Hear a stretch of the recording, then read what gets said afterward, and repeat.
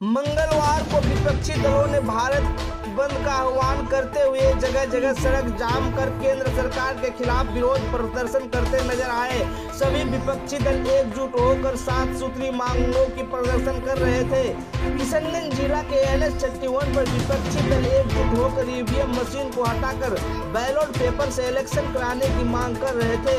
वहीं स्थल पर मौजूद राजेंद्र पासवान, सीमा इंतखाब, शकील अहमद, मुख्तार आलम ने एकजुट होकर एक स्वर में यह कह रहे थे कि ईवीएम मशीन को इजाद करने वाले देश अमेरिका अब बैलेट पेपर से ही इलेक्शन करवा रहे हैं, तो हम दूसरे देश की इजाद किए हुए मशीन को क्यों इस्तेमाल करें। सुप्रीम कोर्ट का भी ये फैसला है कि बैलेट पेपर से ही इलेक्शन कमीशन को इलेक्शन करवाना चाहिए, हमारी वोट की चोरी हो जाने से बच सके।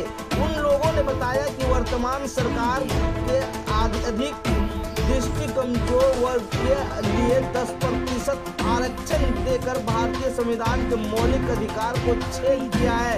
भारत सरकार में जो भेदभाव होता है ये वर्ग, जाति और अस्पृश्यता के आधार पर होता है। ये भेदभाव समाप्त करने की सरकार की कोई योजना दिखाई नहीं पड़ती। ऐसी योजनाओं को सरकार को बनानी चाहिए। हम निम्न मुद्दों के लिए पूरे भारत में 4 चरणों में चरणबद्ध आंदोलन कर रहे हैं। चर्चा न करते हुए पारित किया हुआ 10% आरक्षण बिल को बिना विलंब रद्द किया जाए।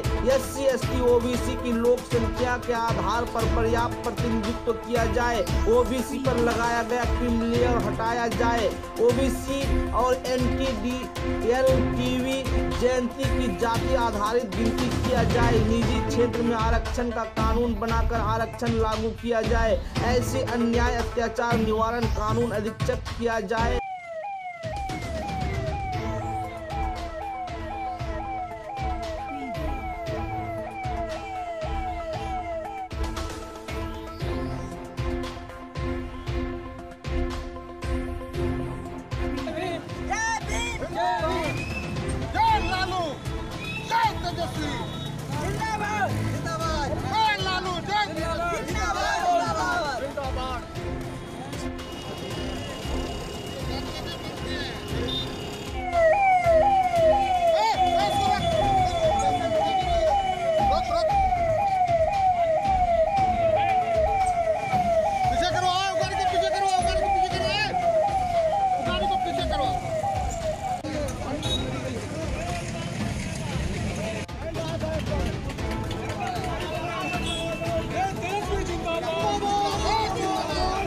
बढ़ गया है। मोदी सरकार ने वादा किया था कि सबको रोजगार देंगे, 2 करोड़ लोगों को, एक भी आदमी को रोजगार नहीं मिला। और चुनाव आयोग से आग्रह करके हम लोग उनसे निवेदन करते हैं कि पहले के तरह चुनाव हो, ना कि फिर ईवीएम मशीन के द्वारा हो। अमेरिका वाला इसको आजाद किया था, अमेरिका वाला ने अब बैलेट पेपर के जरिए कर रहा है, लेकिन हिंदुस्तान में अब तक नहीं सुना। सारे विपक्षी हम लोग विरोध करते हैं। मांग है कि ईवीएम के द्वारा इलेक्शन ना हो। ये मांग करते हैं। ST SC में जो आरक्षण दिया गया है मतलब वो खत्म करने का ये लगा रहे हैं सरकार। तो हम लोग उसके लिए मांग करते हैं कि जो माइनॉरिटीज वो जिस पहले जो वो कानून लागू है वो रहे लागू नहीं जी। और ये 10% का जो आरक्षण है ये गलत तरीके से हो रहा है। क्या नाम हुआ आपका? सीमा इंतखाब, राजद जिला अध्यक्ष, किशनगंज।